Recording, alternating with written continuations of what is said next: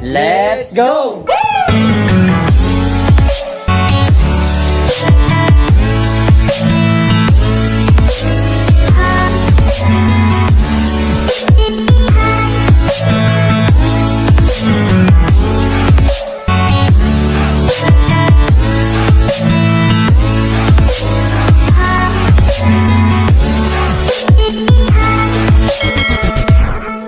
Alright, today we are still in Ucsp under Quarter 2, Module 1. We will be talking about states and non-state institutions.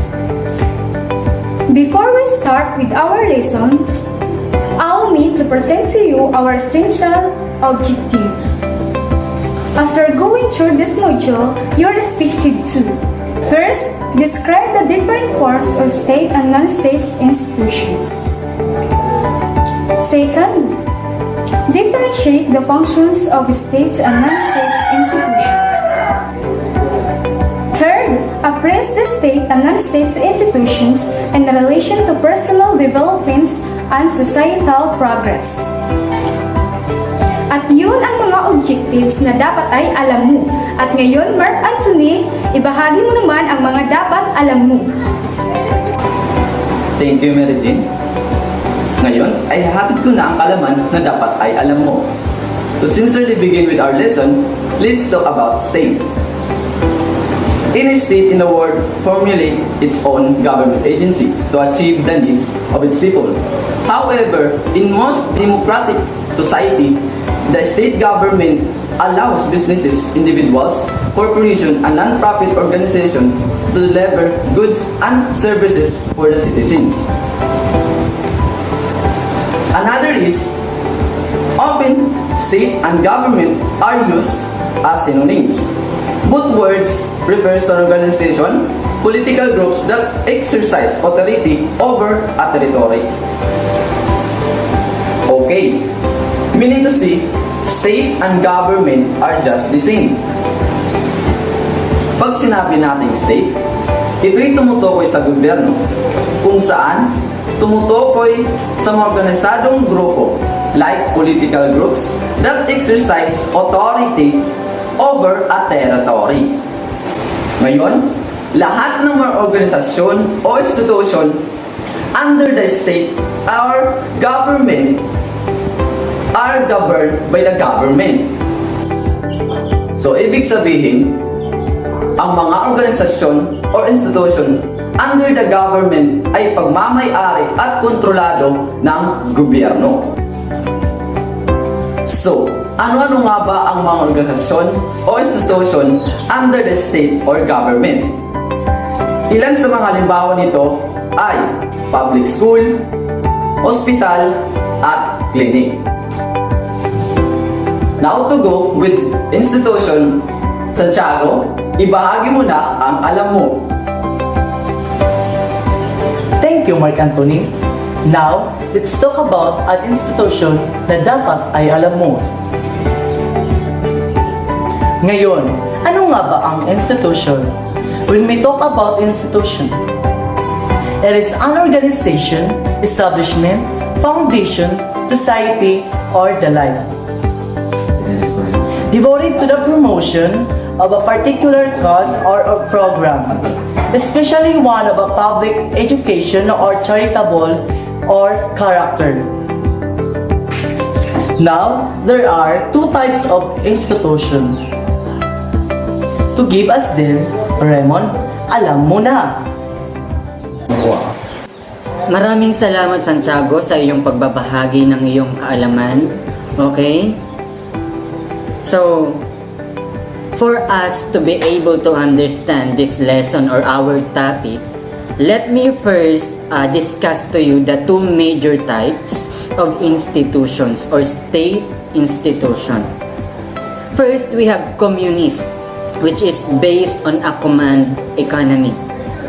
The other one, we have democracy, which is based on capitalist economy. Okay.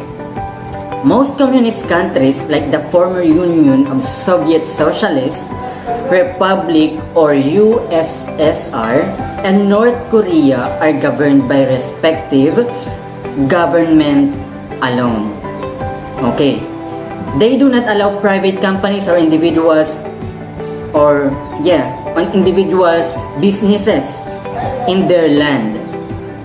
Thus, the people have no opportunities to choose for themselves because government decide what is best for their own citizens.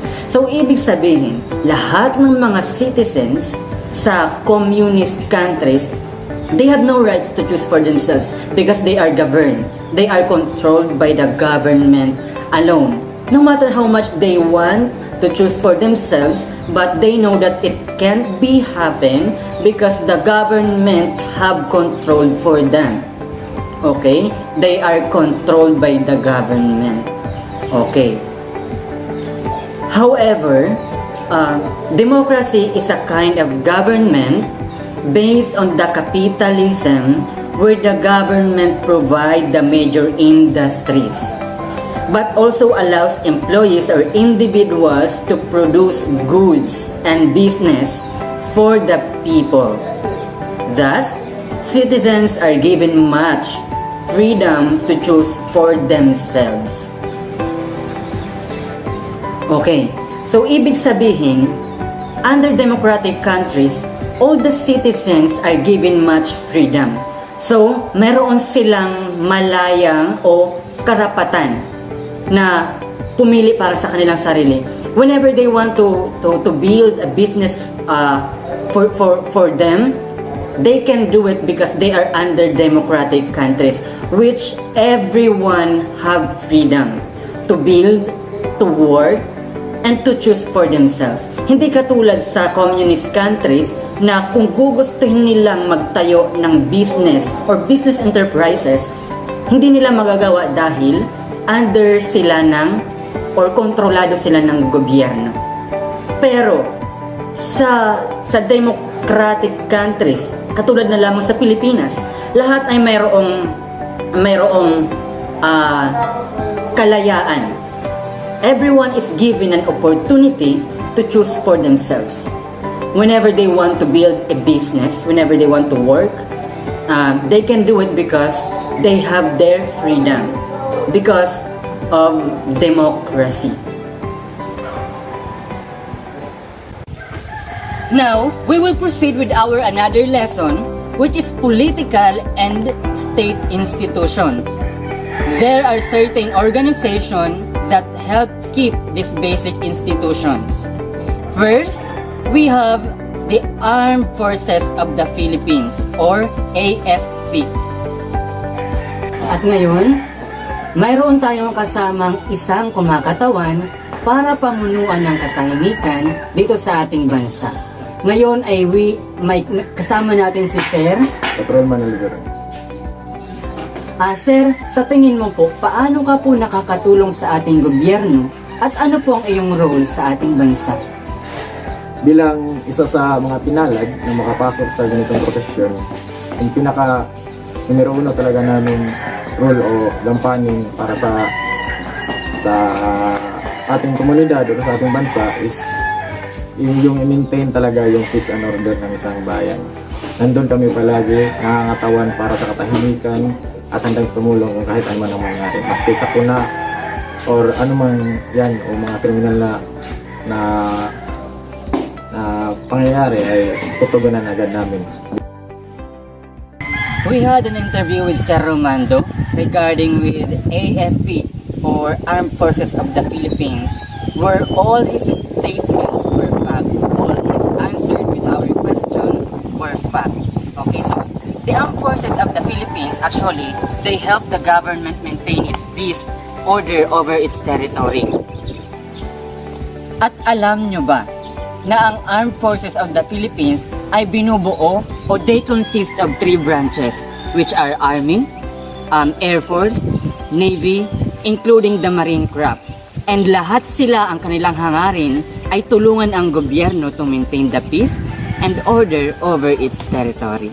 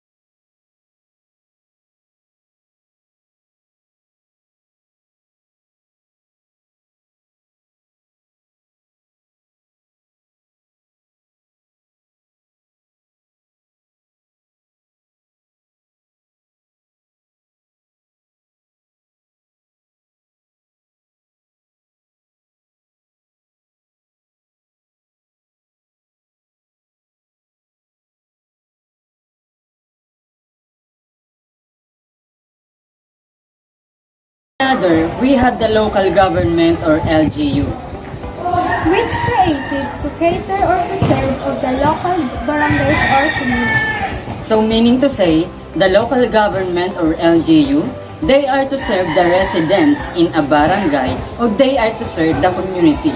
And in case you don't know, the local government or LGU has its different types, which are the municipalities, Regional municipalities rural communities, and local service district.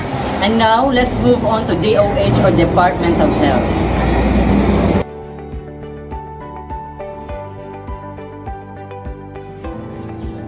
At ngayon, kung nakikita nyo, narito tayo sa sentro o sa Rural Health Unit. Okay.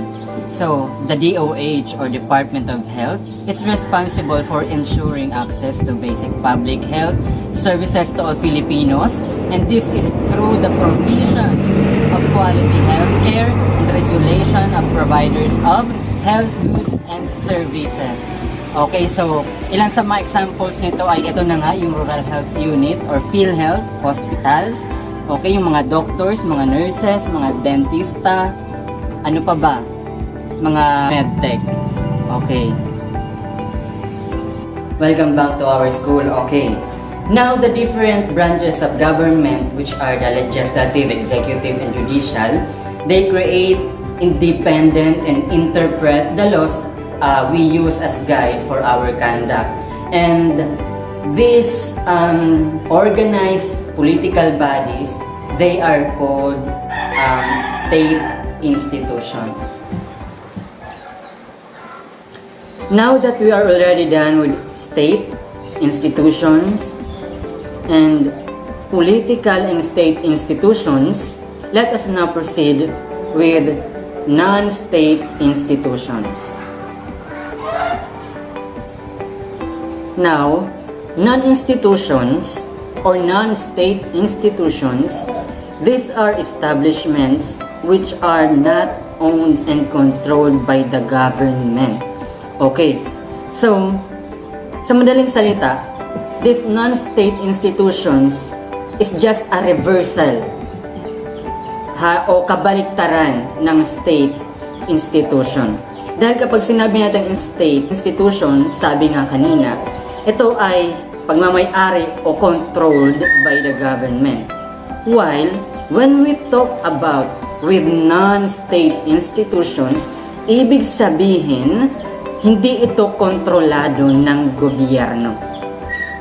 Okay? Another is some non-state institutions are for profit and others are non-profit, and some are personal investment and for financial help. Okay. So, ibig sabihin ang mga institusyong ito ay maaaring itinatag nila para sa kanilang sarili. Halimbawa na lamang yung private clinic or private hospital.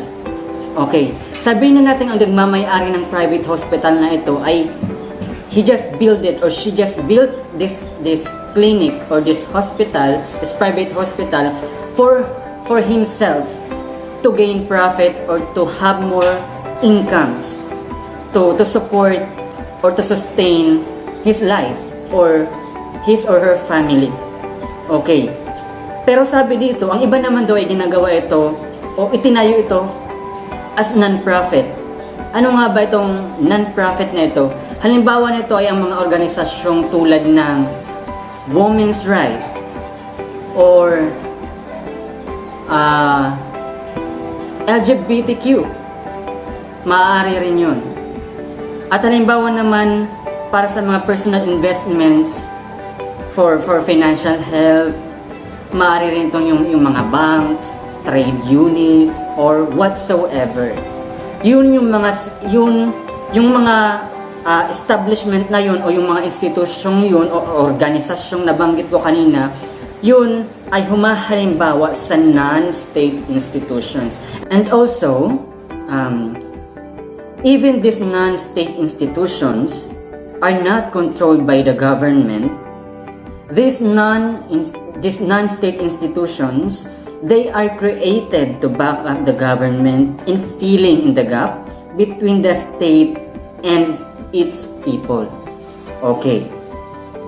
So, because the government weren't able to accommodate or lend an ear to each and everyone or to an individual, this actually most especially in this time of pandemic where every individual has their own needs and the government weren't able to hear it actually. So not at everyone, but also maybe in just specific area. Okay, so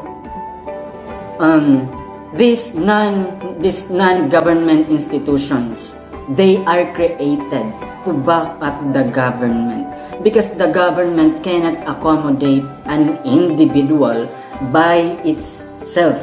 Okay, so that's why these non-institutions, states institutions or non-state institutions are built to back up the government. Okay, so I hope you understand it, guys. Okay, so dahil marahil ay hindi gaanong nabibigyan ng pansin ng gobyerno ang bawat isa, ay narito ang mga non-state institutions para makatulong sa gobyerno.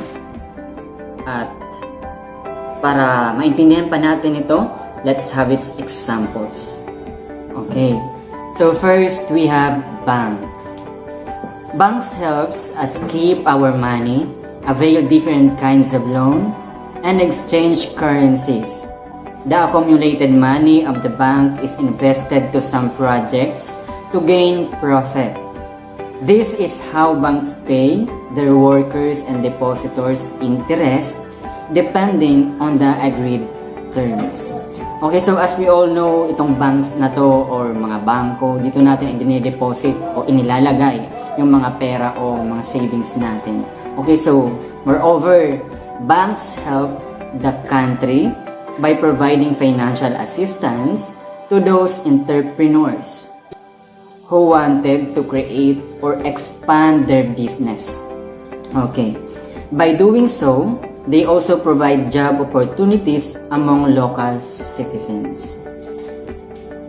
Okay, so nagparawa na tayo dito. Maybe tatanggalin ko na lang to.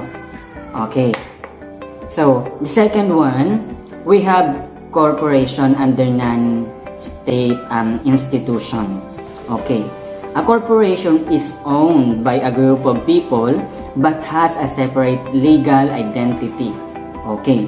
So, the owners of a corporation are not responsible for its own debts. Okay. Corporations offers tax, determines level of ownership, as well as bonds, allows one to earn interest. This generate large amount of capital which is needed for growth. Okay. So some well-known corporations are San Miguel Corporation and Accenture and Shell. Okay. So, since a corporation is associated with various industries, it needs a huge workforce to run and operate. This provides job opportunities to members of workers in the country and thus lessen the problem of poverty. Okay. So next, we have trade union. Okay, so